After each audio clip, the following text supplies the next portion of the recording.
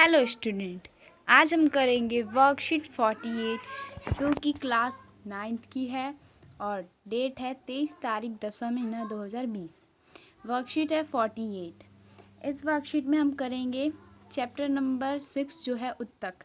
आज हम पढ़ेंगे जटिल स्थायी उत्तक जाइलम।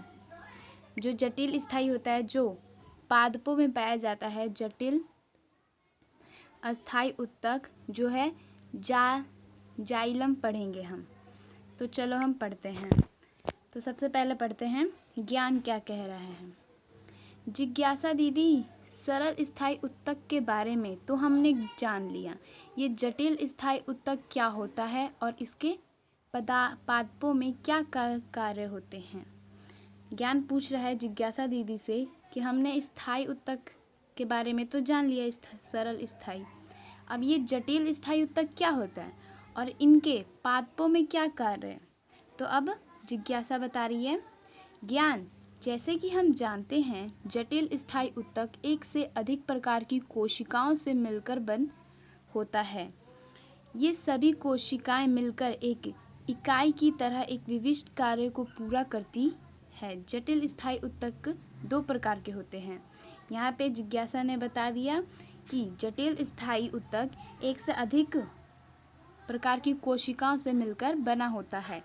ये सभी कोशिकाएं मिलकर एक इकाई की तरह एक विशिष्ट कार्य को पूरा करती हैं।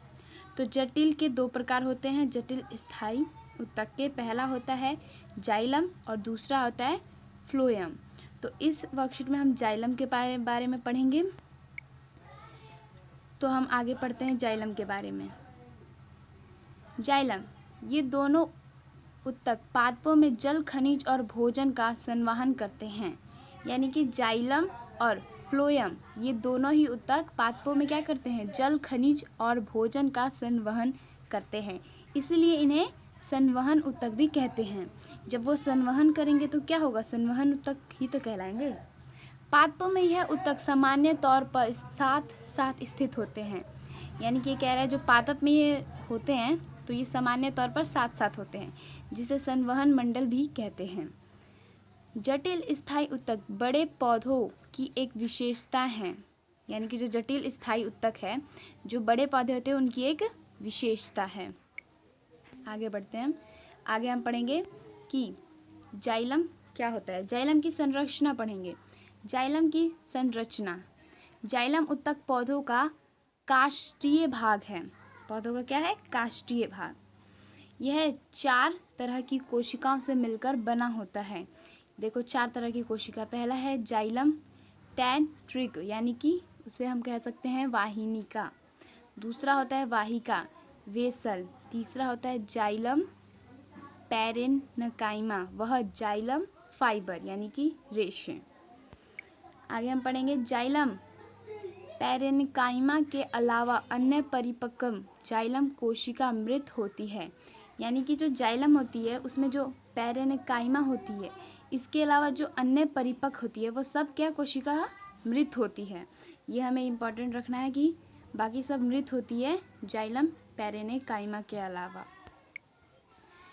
तो वाहिनिका और वाहिका की कोशिका भित्ति मोटी होती है। ये दोनों नालिका संरचना होती हैं।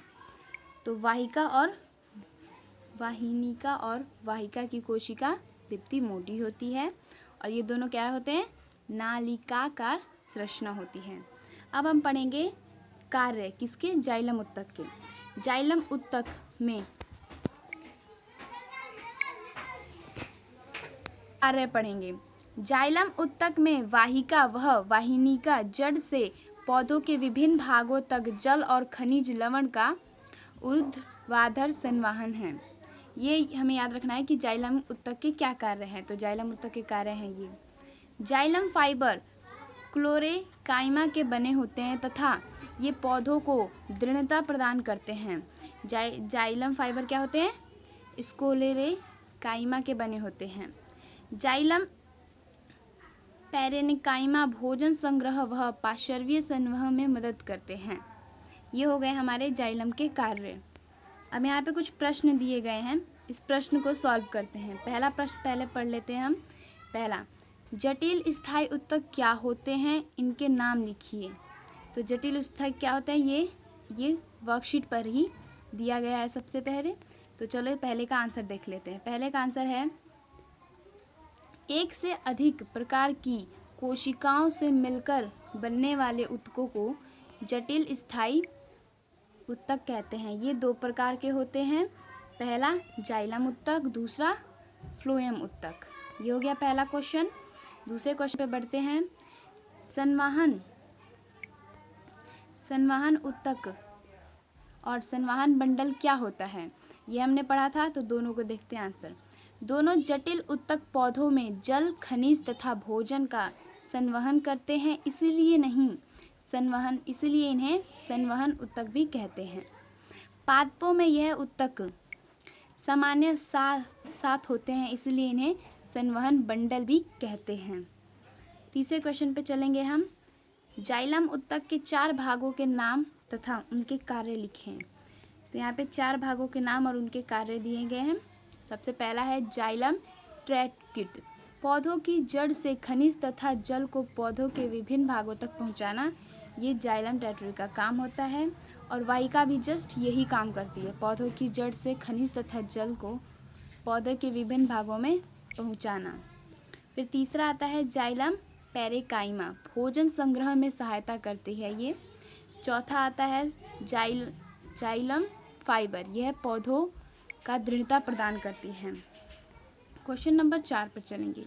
क्वेश्चन नंबर 4 है जाइलम में कौन सी कोशिका जीवित होती है। ये हमने पढ़ा था, जाइलम में कौन सी कोशिका जीवित होती है। तो कौन सी कोशिका जीवित होती है, जाइलम पेरेकाइमा। ये ऊपर हमने पढ़ा था, दिखा देते हैं। ये देखो, ये रहा ना। जाइलम में पेरेकाइमा के अलावा अन्य परिपक्व जाइलम कोशिका मृत होती है, यानी कि सिर्फ यही कोशिका जीवित होती है। वही हमारी कंप्लीट वर्कशीट क्लास 9 की जो थी, ये हो गई कंप्लीट। और आगे की वर्कशीट के लिए इस चैनल को सब्सक्राइब करें। और आपको और आंसर चाहिए, यानी कि उसे भी और आपको कुछ भी डाउट हो तो आप कमेंट में लिख सकते हैं। और ये वीडियो आपको कैसा लगा वो भी बताएं कमेंट में, ताकि पता चले कि हाँ आपने देख लिया है। धन्यवाद।